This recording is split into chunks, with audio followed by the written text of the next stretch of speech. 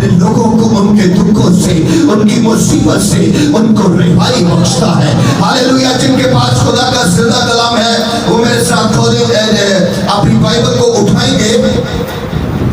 जिनके पास खुदा का कलाम है वो मेरे साथ अपनी बाइबल को ऊपर उठाएंगे, ऊपर। हालेलुया। रसूलों के अमाल हाले का 30 बाब और उसकी 19 आयत। रसूलों के अमाल उसका 30 बाब और उसकी 19 आयत। जिनके पास खुदा का जिंदा कलाम है, अगर उन्होंने निकाल लिया है, और जिनों के पास नहीं है खुदा का जिंदा कलाम, मैं आपसे दरख्वास्त करता हूं कि आप जब नेक्स्ट मीटिंग में आएंगे, इस चर्च के अंदर, इस साइकिल के अंदर आएंगे, तो आप अपनी अपनी बाइबल जो है वो लेकर आएंगे। Hallelujah, hallelujah. और जिनके पास बाइबल नहीं है, यहाँ पर 3 बाइबल पड़ी हुई है, अगर किसी को जरूरत है तो यहाँ से ले सकता है। मैं चाहता हूँ कि आप मेरे साथ मुत्फिक रहें खुदा की इस हजूरी में, खुदा की इस पाक हजूरी में आप मेरे साथ मुत्फिक रहेंगे। Hallelujah, hallelujah, hallelujah, hallelujah. सब बोलेंगे हालेलुया, सब खुदा की तारीफ करेंगे। Hallelujah, hallelujah, hallelujah, hallelujah. Hallelujah का मतलब क्या पता है आपको? हैं? किसकी किसकी किसकी? मुकाशफा की किताब के अंदर लिखा है कि 24 बुजुर्ग जो है, ये निशान है आपके लिए, ये एक्सरसाइज है आपके लिए। वो 24 बुजुर्ग क्या करते हैं? वो अपने ताज जो है, जो उनको ताज मिले हुए, हमेशा की जिंदगी का ताज, वो अपने ताज को क्या करते हैं? उतारते हैं, और उतार कर रख देते हैं, और रख कर 24 घंटे बगैर आराम किए हुए क्या कहते हैं? क्या कहते हैं? अगर आप कलाम सुनने वाले हैं, अगर आप मसीह से प्यार करते हैं, यीशु से प्यार करते हैं, तो यकीनन आप भी उन हस्तियों के अंदर शामिल हैं, आप भी उन बुजुर्गों के साथ शामिल हैं, क्योंकि खुदा की हजूरी आज यहाँ पर मौजूद है। और जहाँ जहाँ पर आज जमीन पर खुदा की हजूरी मौजूद है, खुदा के परस्तार, वो ऐसे परस्तार ढूंढता है जो रूह और सच्चाई से उसकी क्या करते हैं? परस्तिश करते हैं। परस्तिश सिर्फ गीत गाना नहीं है, परस्तिश सिर्फ सिंगिंग करना नहीं है, परस्तिश ये है कि मेरा खुदा यहाँ पर मौजूद है, और आज मैं अपने खुदा की दिल, जान और पूरी रूह, पूरी दिल, पूरी जान से आज मैं उसकी सताइश करूंगा। और वो उन बुजुर्गों के साथ मिलकर यही कहता है, कदूस कदूस कदूस कदूस कदूस कदूस कदूस कदूस कदूस कदूस। वो बगैर आराम किए हुए एक ही लफ्ज को पुकारते हैं कि तू पाक है, तू पाक है, तू पाक है, तू पाक है, तू पाक है। और जहां पर वो पाक मौजूद है, वो जगह भी पाक है, और वो लोग भी पाक है।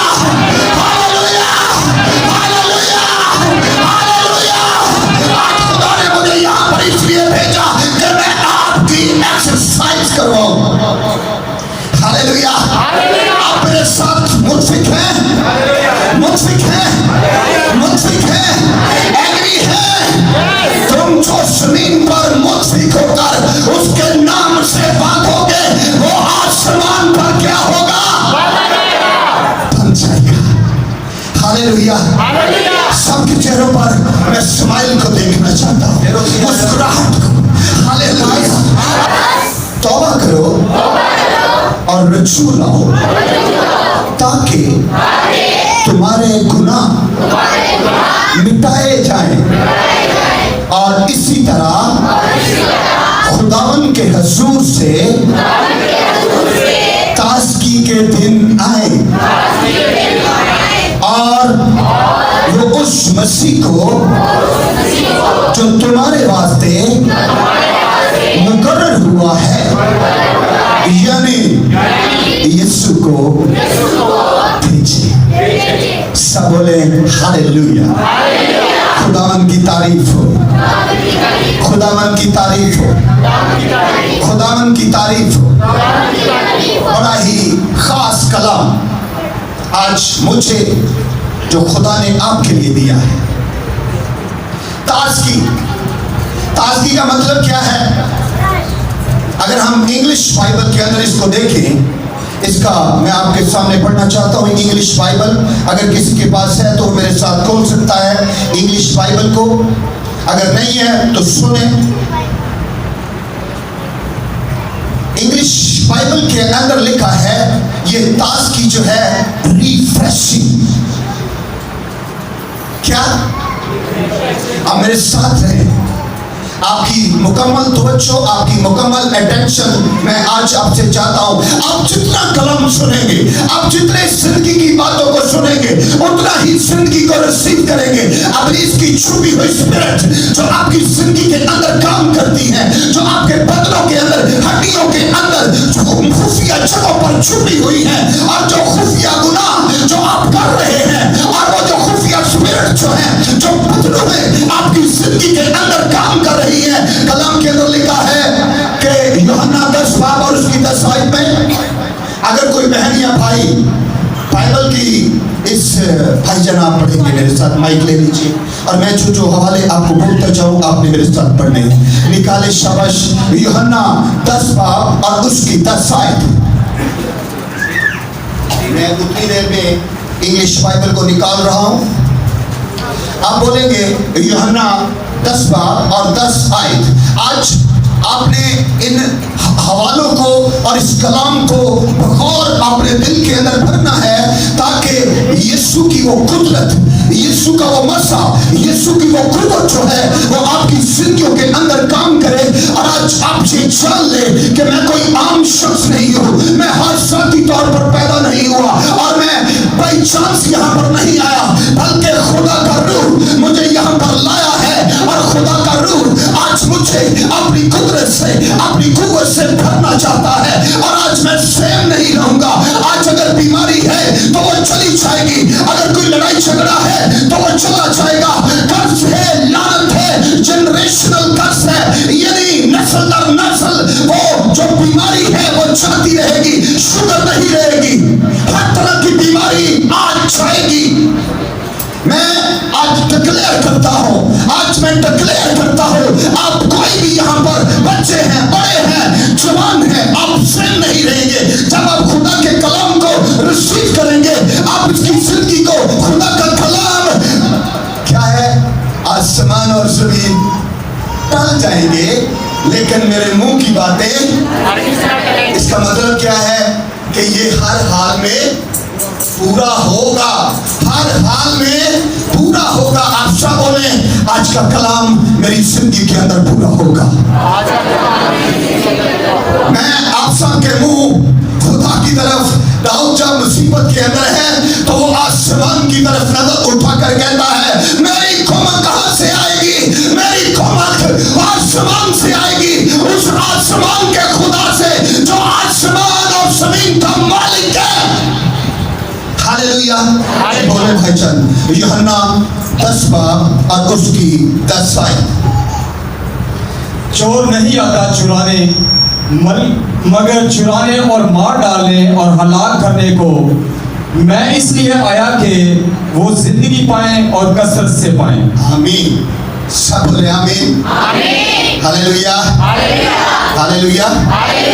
अब मैं इंग्लिश की उस बाइबल पर आ जाता हूँ जहाँ पर ये लिखा है। मैं आपको ये छोटी सी बात बताना चाहता हूँ कि इसकी बाइबल की असल लैंग्वेज जो है, असल जुबान इब्रानी जुबान है, और इब्रानी जुबान बहुत बड़ी जुबान है। दुनिया की सबसे बड़ी जुबान जो है वो इब्रानी जुबान है। और इब्रानी जुबान के बाद जब इसका इंग्लिश के अंदर तर्जमा किया गया तो वो लफ्ज जो है वो छोटा हो गया, और जब उर्दू और पंजाबी के अंदर इसका तर्जमा किया गया तो वो बिल्कुल छोटा हो गया, बिल्कुल छोटा। और हम समझते हैं कि शायद ये एक ही लफ्ज है, छोटा था। हमने हवाला क्या पढ़ा था? बस तौबा करो और रजू लाओ ताकि तुम्हारे गुनाह मिटाए जाएं। हालेलुया। और इंग्लिश बाइबल के अंदर लिखा है 19 आयत में 3रा बाब, एमाल की किताब उसका 3रा बाब, रिपेंट ये therefore and be converted. Convert होना, पहले क्या लिखा है? बस तौबा करो और क्या करो? क्या करो? क्या करो? क्या करो? क्या करो? रजू लाओ। B convert. कन्वर्ट का मतलब क्या होता है? अपनी जिंदगी को मुकम्मल तौर पर एक जगह से छोड़कर दूसरी जगह पर आ जाना, और उस जगह पर मजबूती से, स्ट्रेंथ से खड़े हो जाना, और ये ऐलान करना कि अब मुझे इस जगह से कोई नहीं हिला सकता, अब मुझे इस जगह से कोई तब्दील नहीं कर सकता, क्योंकि मैं कन्वर्ट हो चुका हूं। Hallelujah. That your sins may be blotted out, ताकि तुम्हारे गुनाह मिटाए जाएं। When the time of refreshing, जब क्या आएगा? वक्त आएगा टाइम ऑफ रिफ्रेशिंग, रिफ्रेश करना। अक्सर जब मैं ऑफिस के अंदर बैठा होता हूँ तो मेरा सिस्टम जो है, कंप्यूटर सिस्टम जो है वो बंद हो जाता है और वो एरर दे देता है। तो मैं आईटी को फोन करता हूँ कि सर मेरा सिस्टम जो है वो क्लोज हो चुका है, वो हैंग हो चुका है, उसमें एरर आ गया है, अब ये चल नहीं रहा, आप इसको देखें, क्योंकि मैंने बड़ी कोशिश कर ली है, ये चल नहीं पा रहा। तो वो जो आईटी का जीएम है, जनरल मैनेजर है, उन सब का बॉस है, उसने मुझे फोन करके एक ही फार्मूला बताया कि जब भी आपको सिस्टम की ये प्रॉब्लम पेश आए तो आपने क्या करना है? आपने सिस्टम को रीस्टार्ट करना है। क्या करना है? क्या करना है? जो पढ़े लिखे हैं वो बोलेंगे क्या करना है? रीस्टार्ट। अब तो सब लोग इस लैंग्वेज को, इस बोली को, इस जुबान को समझते हैं कि रीस्टार्ट करना। और जब मैंने उसको रीस्टार्ट किया तो वो सिस्टम जो है वो फिर से चलना शुरू हो गया, यानी वो रिफ्रेश हो गया। Hallelujah, hallelujah. कोई हमारा अजीज या हम हॉस्पिटल के अंदर बीमारी में या मरीज के कब्जा के अंदर है, मुसीबत के अंदर है, किसी का कर्ज देना है, किसी के पैसे देने हैं, कोई ऐसी मुसीबत आन पड़ी है, और वो मुसीबत के अंदर आकर हमारा जो सांस जो है रुक जाता है, नींद उड़ जाती है, हमें चैन नहीं मिलता, इसलिए कि वो मुसीबत जो है वो हमारे सर पर खड़ी है। या कोई हमारा भाई वो इसी कानून के जेल के अंदर चला गया है और उसे पुलिस ने पकड़ लिया है, अब वो माँ बाप जो है, वो बहन भाई जो है, मैं कहना चाहता हूँ कि कोई भी टेंशन है, कोई भी मुसीबत है, तो अगर वो भाई या बहन या आप जो है वो उस मुसीबत के अंदर है, और उस मुसीबत के अंदर आपकी एक ही हाय हाय हाय हाय या ना है? बीमारी, मुसीबत, टेंशन, परेशानी, कोई भी चीज जो है वो जब अंडर प्रेशर होती है तो क्या होता है? फर्ज करो तुसी किसी का लाख रुपया देना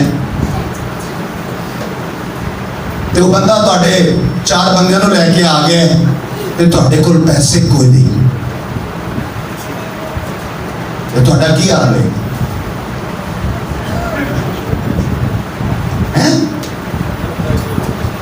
क्या हाल होगा?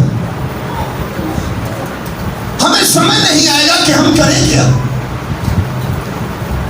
उसकी मिन्नतें करेंगे, भाई जन्म दे देंगे ना, मैं तो होने लेके जाने नहीं। तो वो टाइम पीरियड जो है वो मुसीबत का है, और उस मुसीबत में वो ताजगी जो है, वो रिफ्रेशिंग जो है वो खत्म हो चुकी है। चेहरे जो है टेंशन के अंदर है। जब भी कोई भाई या बहन मिलता है, बहन जी भाई जी तुसी बड़ी टेंशन चाहिए, परेशानी है दोनों ते क्यों? और जब हमने हवाला पढ़ा यूहन्ना 10 बाब और उसकी 10 आयत में, क्या सीखा हमने, क्या सुना हमने? शैतान, भाई जी क्या लिखा है? चोर नहीं आता मगर चुराने और मार डालने। एक मिनट, चोर किस लिए आता है? हैं? लेकिन आपको मजामत करो तो फिर की करता है? सीधी फायर मार देता है ते बंदा पता लगता, अगले दिन अखबार जी पता लगता है कि वो घर वालों ने या छीनने वाले जिससे छीना जा रहा था उसने मुजाहमत की, तो वो चोर या डाकू ने क्या किया? उसको मार दिया। हालेलुया, हालेलुया, सब बोलेंगे हालेलुया, हालेलुया, हालेलुया। आगे भाई जी। मार डालने और हलाक करने को मैं इसलिए आया कि वो जिंदगी पाए और कसरत से पाए। मैं इसलिए आया कि जिंदगी कौन पान? चोर पान है, डाकू पान, कौन पान? क्या कौन रहे है? कौन कह रहे हैं? मानते नहीं है। अगर आप मानते होते, अगर आप जानते होते, तो आप फौरन इस आयत को सुनते ही कह देते, हमारा यीशु हमें बचाने वाला है। चोर कौन है? इब्लीस। वो आता है उस कलाम को जो जिंदगी का कलाम है, जिस कलाम से आपके बंधन और जुए टूटने को है, जिससे आप फिर वापस नहीं जाएंगे, जिससे आपकी जिंदगी मुकम्मल तौर पर तब्दील होने वाली थी। उस शैतान ने क्या किया? आपकी जिंदगी से उस कलाम को छीन लिया। घर दे विच मियां बीवी दा मुंह आपस च बनया होवे ना, लड़ाई होवे, तो वहां पर बड़ा काम खराब होता है, घर टूट जाता है, औलाद जनरेशन जो है, नस्ल जो है वो खत्म हो जाती है, और वो नस्ल जो है वो भी इब्लीस के कब्जा के अंदर आ जाती है। आदम और हवा जब बागे अदन के अंदर थे, और जब शौहर और बीवी के दरमियान वो मिस अटैचमेंट थी, तो इब्लीस उसके पास आया और उसने उसे कहा कि अगर तू ये फल खा लेगी तो तू क्या हो जाएगी? खुदा की क्या हो जाएगी? हालांकि पहले ही खुदा ने इंसान को अपनी सूरत में बनाया जी। हालेलुया, सब बोले हालेलुया। आज मैं आपको थकाऊंगा क्योंकि जिंदगी का दरवाजा तंग दरवाजा है, और जो कोई शोर लगाकर उस दरवाजा से दाखिल होगा वो जिंदगी के दरवाजा में से दाखिल होगा। अगर आप आराम से बैठे रहे मेरे अजीजों, बहनों और भाइयों और बच्चों, अगर आप आराम से बैठे रहे, अगर हथियार रख के बैठे रहते कुछ नहीं होना चाहिए। लेकिन आज मैं आपको ये कह रहा हूँ, आपकी मिन्नत कर रहा हूँ, आपकी तवज्जो दिला रहा हूँ कि जिंदगी का दरवाजा तंग दरवाजा है, और हवा जो है, जो अपने शौहर से नाराज है, जो अपने शौहर से बोलना नहीं चाह रही, जो उसकी नाराजगी को खत्म नहीं करना चाह रही, अच्छा देखांगे इन्हें मैनू यह गल कही सी। हालांकि कलाम ये कहता है कि तुम दोनों जिंदगी की नेमतों के वारिस हो, और ऐसा ना हो कि तुम्हारे लिए आसमान बंद हो जाए और जिंदगी की नेमतों से तुम महरूम हो जाओ। कलाम लिखे है इफ्सियों के खाते में पौलुस रसूल की कहता है, वो कहता है कि जो मियां बीवी आपस लड़ पैंदे ने, उन्हां दा लड़ाई झगड़ा हो जाता और सुलह नहीं करते, ते फिर की होता है कि आसमान जो है उन्हां वास्ते बंद हो जाता है। की हो जाता है? बंद हो जाता है। इसलिए क्या कि अगर तुहाडे विच लड़ाई झगड़ा है, खुफकी है, नाराजगी है, तो वो सूरज डूबने से पहले पहले वो खत्म हो जानी चाहिए। और मैं उम्मीद रखता हूँ कि आज आप स्वयं वापस आया कि तुम जिंदगी पाओ और कसरत से पाओ। हालेलुया। मेरे साथ निकालेंगे ज़बूर की किताब और उसका 51 ज़बूर। अब मैं आपको वो बात बताने को हूँ जो आप सुन चुके हैं, लेकिन आपने कभी उस पर नजर लगाने की कोशिश नहीं की, कभी उस पर दिल लगाने की कोशिश नहीं की, और नहीं इंदियां गल्ला नहीं पढ़ी दिया, और नहीं इंदियां गल्ला नहीं सुनी दिया। हालांकि यही वो कलाम है, यही वो बातें हैं जो हमें जिंदगी की तरफ लेकर जाना चाहती है, जो हमें सेम नहीं रखना चाहती। मैं खुदा ने हमें मुसीबत में रहने के लिए पैदा नहीं किया है, खुदा ने हमें बीमार रहने के लिए पैदा नहीं किया, खुदा ने हमें गरीब रहने के लिए पैदा नहीं किया, खुदा ने हमें शहजादे पैदा किया है, जैसे वो बादशाह का बादशाह है। और उसने कहा जितनों ने मुझे कबूल किया उन्होंने मुझसे, मैंने क्या किया, उन्हें खुदा के बेटे और बेटियां बनने का क्या बख्श दिया। ऊंची आवाज ना, पिछले भाई वो चुप करके बैठे हैं, क्या हक की उमराजे रजिस्ट्री होनी जे क्यों राजे, रजिस्ट्री इंतकाल, जब बाप की विरासत बच्चों को मुंतकिल होती है तो उधर लड़ाइयां झगड़ों में फायरिंग होगी, थाने कचहरियां पता नहीं की कुछ होता है, रिश्ते टूट जाते हैं की लैन वास्ते, हक लैन वास्ते है। कादा हक, जमीन का हक। तो यहां पर उसने क्या बख्शा है, बेटे और बेटियां बनने का। सब बोले मैं बेटा हूं, मैं बेटी हूं, बहने बोले मैं बेटी हूं, भाई बोलेंगे मैं बेटा हूं। ऐसे नहीं, ये आप तौहीन कर रहे हैं, आप तौहीन कर रहे हैं खुदा की, और मैं बर्दाश्त नहीं हूं।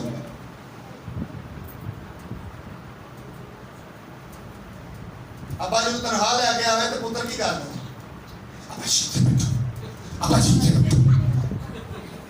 जल्दी ना वो शरबत लेके आ, रोटी लेके आ, बाजी आए ने, पता की दिल की है, अब्बा जी पैसे लेके आए ने। तो आज अब्बा जी सारे जहां की बरकत लेकर आए हैं, आपकी गुर्बत दूर करने आए हैं, आपकी बीमारी दूर करने आए हैं, आपकी मुसीबत दूर करने आए हैं, अपने इसको बताने के लिए आए हैं। नंदू की रामना बैठे हो, हालेलुया, सब तारीफ करेंगे हालेलुया। ज़बूर नंबर 51, ये भाई निकाल लिया, ज़बूर नंबर 51 सब गौर से सुनेंगे। आज आप सेम वापस नहीं जाएंगे,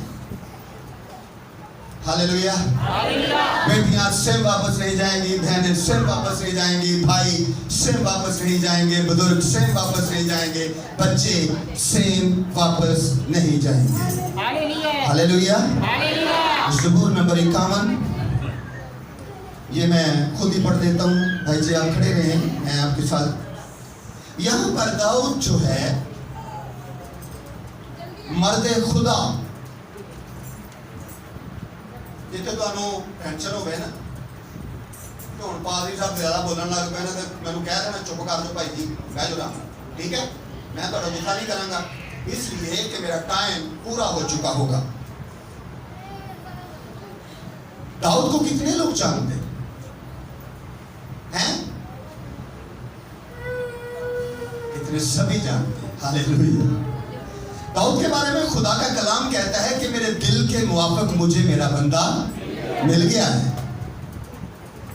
यहां पर वो अपनी उस हिस्ट्री को, अपने उस गुजरे हुए दिनों को लिख रहा है। पहली आयत से मैं पढ़ना शुरू करूंगा, आप गौर से सुनेंगे, बल्कि मेरे साथ आप बोलेंगे। आप किसी की आवाज ना आई तो मैंने उसे इधर बुला लेना। ऐ खुदा अपनी शफकत के मुताबिक मुझ पर रहम कर, अपनी रहमत की कसरत के मुताबिक मेरी खताएं मिटा दे, मेरी बदी को मुझसे धो डाल, और मेरे गुनाह से मुझे पाक कर, क्योंकि मैं अपनी खताओं को मानता हूँ और मेरा गुनाह हमेशा मेरे सामने है।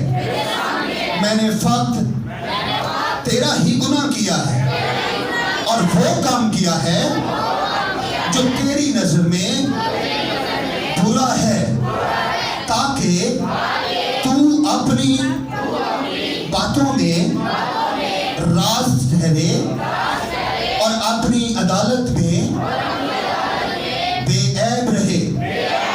देख, मैंने पति की सूरत पकड़ी और गुनाह की हालत में माँ के पेट में पड़ा।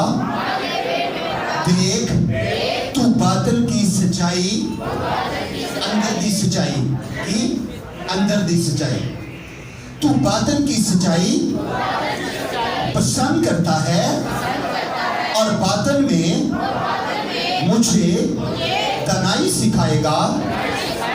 झूठे से मुझे साफ कर, तो मैं हूँगा। मुझे धो और बर्फ से ज्यादा सफेद कर। मुझे खुशी और खुर्मी की खबर सुना, ताकि वो हड्डियां जो तूने तोड़ डाली हैं शादमान हो। मुझे खुशी और खुर्मी की खबर सुना, ताकि वो हड्डियां जो तूने तोड़ डाली हैं शादमान हो। मेरे गुनाहों की तरफ से अपना मुंह फेर ले और मेरी सब बदकारियां मिटा डाल। ऐ खुदा, मेरे अंदर पाक दिल पैदा कर और मेरे बातन में असरे नो मुस्तकीम रूह डाल। मुझे अपने हजूर से खारिज ना कर और अपनी रूह को मुझसे जुदा ना कर। अपनी नजात की शादमानी यानी खुशी मुझे फिर अनायत कर और मुस्तैद रूह से मुस्तैद यानी तैयार रूह से। मुस्तैद एक्टिव होती हर वक्त तैयार। एक रूह होती है बदरू ते एक होती है पाक रूह। पाक रूह खुदा दीजिए ते बदरू के दीजिए हैं, के दीजिए शैतान दी। मुस्तैद रूह से मुझे संभाल। सब बोले मुस्तैद रूह से मुझे संभाल, तब मैं खताकारों को तेरी राहें सिखाऊंगा। भाइयों की आवाज मुझे नहीं आ रही है। ऐ खुदा, मेरी नजात बख्श। खुदा, मुझे खून के जुर्म से छुड़ा। तो मेरी जुबान तेरी सदाकत का गीत गाएगी। हालेलुया। सब बोलेंगे हालेलुया, सब बोलेंगे हालेलुया। खुदावन की तारीफ हो, खुदावन की तारीफ हो। तू मुझे खून से छुड़ा। क्या कह रहा है? अपनी उस हिस्ट्री को बयान कर रहा है। कौन सी हिस्ट्री? वो हिस्ट्री जब वो बिल्कुल हर तरफ से चैन के अंदर है। कलाम खुदा के अंदर लिखा है कि दाऊद ने 66 जंगें लड़ी। कितनी जंगें? 66। और 66 वॉर में यानी जंग के अंदर वो हर दफा सबसे पहले खुदा की हजूरी के अंदर जाता है और खुदा की हजूरी के अंदर जाकर खुदा से ये पूछता है, ऐ खुदा मुझे बता कि मैं ये जंग लड़ूं। अगर खुदा कहता है कि लड़, तो फिर वो लड़ता है। दूसरा क्वेश्चन, दूसरी बात वो पूछता है, ऐ खुदा क्या ये जंग मैं जीत जाऊंगा? अगर खुदा उसे कहता है कि तू जीत जाएगा तो ठीक है, वो फिर जंग जीतता है। तीसरी बात, अगर सबसे पहले जब वो जंगे मैदान जंग के अंदर है तो मैदान जंग के अंदर वो एक बात है कि सबसे पहले खुदा से पूछता है, ऐ खुदावन मुझे ये बता क्या जंग मेरा दुश्मन शुरू करेगा या मैं शुरू करूं? अगर खुदा उसे कहता कि तेरा दुश्मन शुरू करेगा तो फिर वो दुश्मन को शुरू करने देता। अगर वो कहता कि तू शुरू कर, खुदा कहता तू शुरू कर, तो फिर वो खुद शुरू करता। और कलाम खुदा के अंदर लिखा है कि उसने एक बड़ी वसी सल्तनत को कायम किया और बहुत सारी हर चीज में। और उसकी खास वजह क्या है कि वो अपने गीत, अब वो एक वर्शिपर है, वो एक परस्तार है। हालेलुया। देखो, मैं जब तक यहां पर हूं मैं आपको इस तरह की बातें नहीं करने दूंगा, खामोशी से। अगर आप थक गए हैं तो आप बाहर जा सकते हैं, बड़ी मेहरबानी दूसरों को डिस्टर्ब मत कीजिए। उसकी जिंदगी के अंदर चैन है, आराम है, सुख है, रिफ्रेशिंग है, ताजगी है। लेकिन एक दिन उसकी ताजगी जो है वो चली गई। किस तरह? आप में से बहुत सौ ने कलाम सुना होगा। एक दिन जब उसकी फौज जो है वो जंग के अंदर है, तो वो खुद महल के छत पर खड़ा है। और छत पर जब खड़ा है तो उसकी नजर एक घर के अंदर पड़ती है और वहां पर वो क्या देखता है? बादशाह को। किसको देखता है? आप मेरे साथ रहेंगे। किसको देखता है? बादशाह को। बादशाह हत्ती उरिया की बीवी है जो उसका फौजी है। और वो क्या कर रही है? अपने घर के अंदर नहा रही है और बादशाह का महल सबसे ऊंचा है। और जब उसकी नजर पड़ती है तो उस पर लस्ट की स्पिरिट काम करती है, अटैक करती है। और वो उसी वक्त उस स्पिरिट के काबू में आ जाता है। वो बंदा जो खुदा के दिल के मुआफिक है, वो बंदा जिसको खुदा ने बादशाही अता की है, वो बंदा जो शेरों के मुंह आकाश से पकड़कर फाड़ देता है, वो बंदा जो जंग करने जाता है तो जीत जाता है, क्योंकि उसकी दुआ बहुत मजबूत है। वो हर टाइम खुदा के सामने झुकता है। वो उठता है तो खुदा का शुक्र अदा करता है, वो खाना खाता है तो खुदा का शुक्र अदा करता है, वो कहां पर जाता है खुदा का शुक्र अदा करता है। लेकिन यहां पर जब वो चैन के अंदर है, जब वो हर तरह की परेशानी से मबरा है, जब हर तरह की चैन है, सुकून है, कोई परेशानी नहीं है, तो लस्ट की स्पिरिट, इब्लीस की स्पिरिट उस पर हमला आवर होती है। और वो जब उस पर अटैक करती है तो वो फौरन ही उस अटैक के नीचे आ जाता है। और हालांकि उसकी पहले ही 99 वाइफ हैं। कितनी बीवियां हैं? कितनी? 99 बीवियां। ते जिस बंदे दी 99 बीवियां उन्होंने होर कुछ करने की जरूरत है नहीं। लेकिन जब इब्लीस काम करता है, सुने, आज आप सेम नहीं रहेंगे।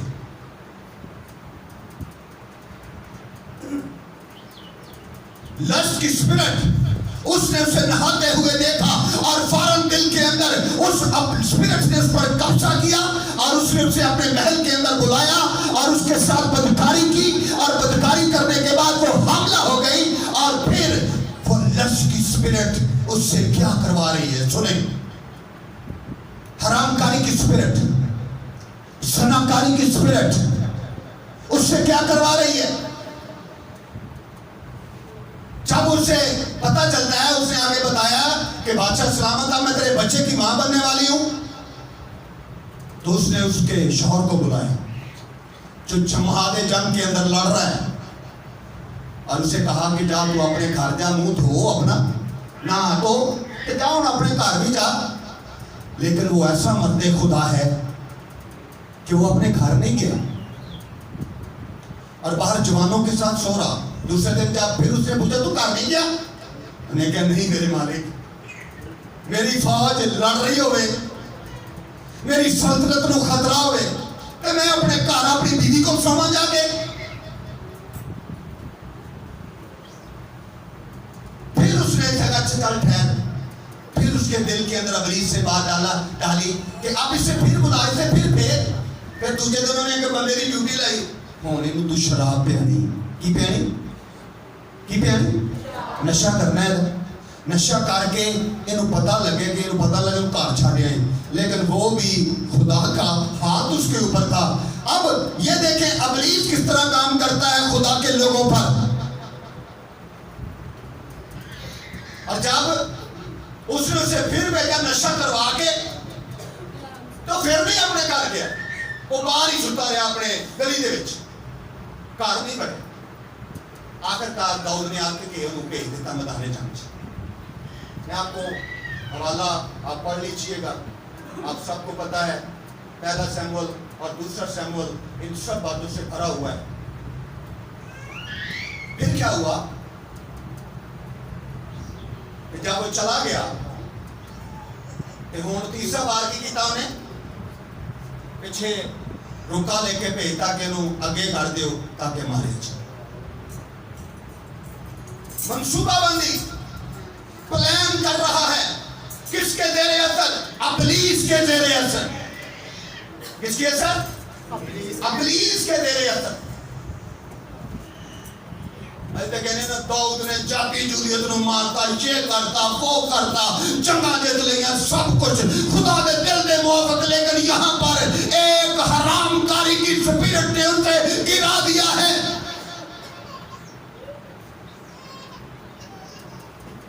फिर जब नातन नबी ने खुदा को उसके पास भेजा, उसने जब उसका गुनाह उस पर जाहिर किया, तो उसने उसी वक्त जेडे बैठे थे ना उधर आसे पासे मुसाहब वजीर मशीर सारे उन्होंने तलवारा गढ़ लिया था। नबी जी की ऐसी तैसी आते बोले तो सही। कुछ लोग कहते होंगे पादरी जो गल्लां करने बाहर जाके पूछांगे, इतने तो चल कुछ नहीं कहना, बाहर जाके पूछना तू गल्लां क्यों नहीं कीतियां गईयां।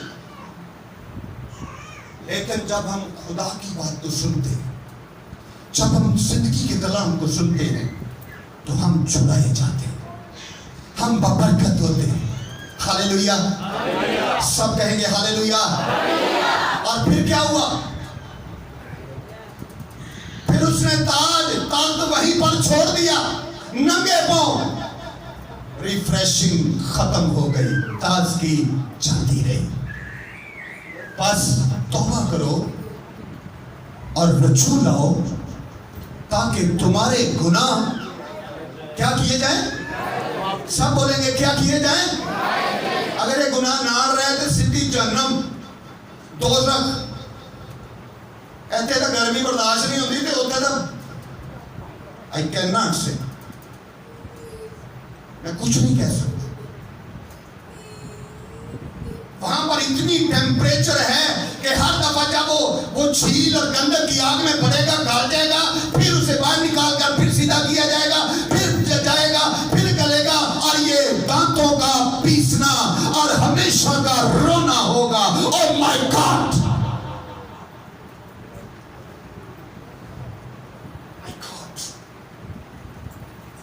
हम क्यों नहीं समझते? इसलिए कि इब्लीस ने हमारी जिंदगी पर कब्जा किया हुआ है। इब्लीस ने हरामकारी की स्पिरिट, मुसीबत की स्पिरिट, ज़िनाकारी की स्पिरिट, झूठ की स्पिरिट, लालच की स्पिरिट, अपनी पड़ोसी की बीवी का लालच, अपने पड़ोसी के हकीकों का लालच, जाती हुई हर तरह से 99% हरामकारी की स्पिरिट आज कलीसियाओं के अंदर काम कर रही है, और कलीसियाएं ब्रेक हो रही है, ब्रोकन हो रही है, टूट जाती है और खुदा से दूर होती जा रही है, और उनका हमेशा का ठिकाना जहन्नम बनता जा रहा है। जबकि वो इसलिए आया कि हम जिंदगी पाए और कसरत पाए। उसने अपने के लिए खून बहा दिया, कोड़े खाए, बेइज्जती बर्दाश्त की है, उसकी दाढ़ी को नोचा गया है, वरना देखिए तो सबर कीजिए, वो आपके लिए मरा है, मेरे लिए मरा है, इस जहान के लिए मरा है। उसने कोड़े खाए हैं और फिर भी वो सलीब पर गा रहा है, ऐ बाप इनको मुआफ कर, क्योंकि ये नहीं जानते कि क्या करते हैं। बस तौबा करो और क्या करो? रजू लाओ। रजू ये नहीं कहना अच्छा खुदावंद चल ही जाएंगे चर्च, आज काम कर लिया, फलाने का कीका निपटा लिए, फलाने की फौतगी निपटा लिए, फलाने का फल ये काम कर लिए। आज बहुत सारे लोग यहाँ पर आना चाहते थे, लेकिन इब्लीस ने आने नहीं दिए। इबलीस ने उनके रास्ते में दीवार खड़ी कर दी और वो वहीं से वापस चले गए। ये चर्च, ये जो हैकल है, ये खुदा ने आपके लिए बनाई है। यहाँ पर खुदा का रूह कसरत से काम करता है। यहाँ पर खुदा का जिंदा कलाम आपकी मुसीबत को, परेशानी को, हर तरह के गुनाह को दूर करता है। और दाऊद कहता है, ऐ खुदा तू मुझे खून से छुड़ा। किससे छुड़ा? हमने क्या पढ़ा? दाऊद क्या कह रहा है? मैं तो, ऐ खुदा मुझे निजात बख्श, खुदा मुझे खून के जुर्म से छुड़ा, तो मेरी जुबान तेरी सदाकत का गीत गाएगी। ऐ खुदावंद मेरे होठों को खोल दे तो मेरे मुंह से तेरी सताइश निकलेगी। बहुत सारी गल्लां इंज दी हैगी ने जेड़ियां आजकल ਅਸੀਂ बना रही ਹਾਂ इबलीस ਵੱਲੋਂ। जान लवो, सुन लवो कि बहुत सारियां गल्लां इंज ਦੀਆਂ ਨੇ ਜਿਹੜੀਆਂ इबलीस ਤੁਹਾਨੂੰ ਕਹਿ ਰਿਹਾ ਹੁੰਦਾ ਉਹ खुदा ਦੀ मर्जी ਸੀ। क्या खुदा गुनाह को पसंद करता है? खुदा चाहता है झूठ बोले? फोन पे घर बैठे तो फोन पे बोल देना, नहीं यार मैं फलानी जगह नहीं गया तो मैं तेन कल आके मिलांगा। अगर आप ये कहते कि मैं भाई बिजी हूं, झूठ ना बोलते तो आप गुनाहगार ना ठहरते। आप तो गुनाह पे गुनाह, गुनाह पे गुनाह, गुनाह पे गुनाह, गुनाह पे गुनाह, और इतना बड़ा पहाड़ बन गया, केटू पहाड़ तो भी ऊंचा। फिर कहते हैं पादी साहब की करिए, हदिया तुसीं कहंदे दिंदे ने, तुहाडे सारे काम शरीक नहीं होईदा। लेकिन जिंदगी जो है वो बदस्तूर नीचे नीचे नीचे नीचे। बच्चे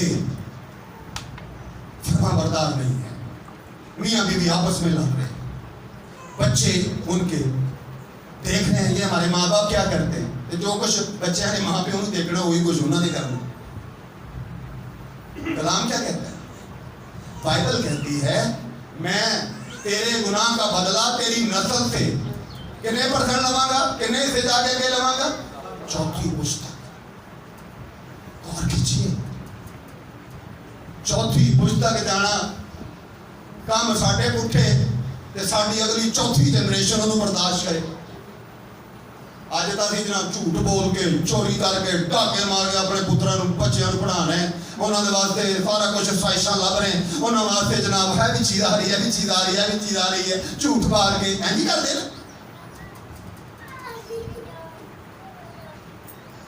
अय्यूब की किताब निकालिएगा। आखिरी समय आप कलाम को खत्म करने लगाओ। खुदावंद आपको बरकत दे। आज आप सेम यहाँ से वापस नहीं जाएंगे। इस कलाम को रिसीव कीजिए, मुझे मत रिसीव कीजिए।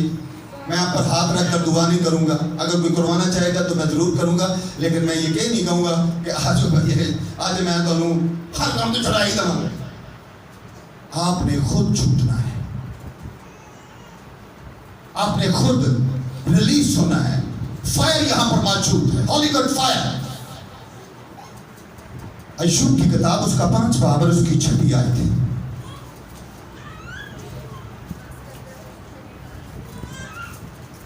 आज मैं तुम्हें भी दसन लगे कि जेडे असीं कहने ना खुदा दी मर्जी, सुन लो।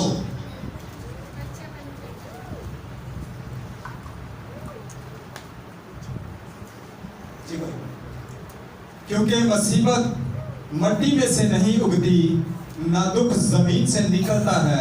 आमीन। मुसीबत कितों नहीं उगती है?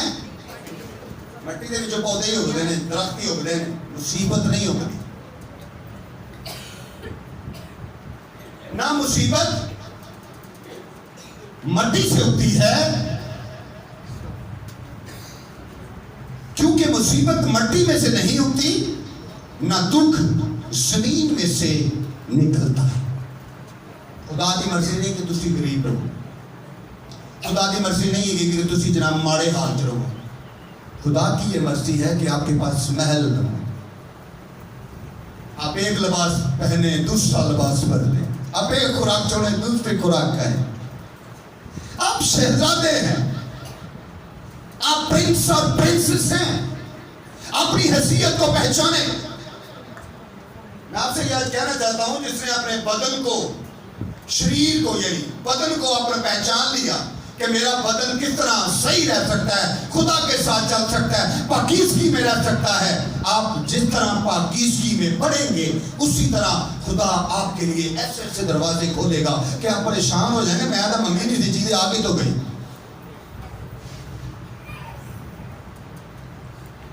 जमीन आपके लिए दुख नहीं उगाती, आसमान आपके लिए दुख नाज़िल नहीं करता। ये कौन कह रहा है?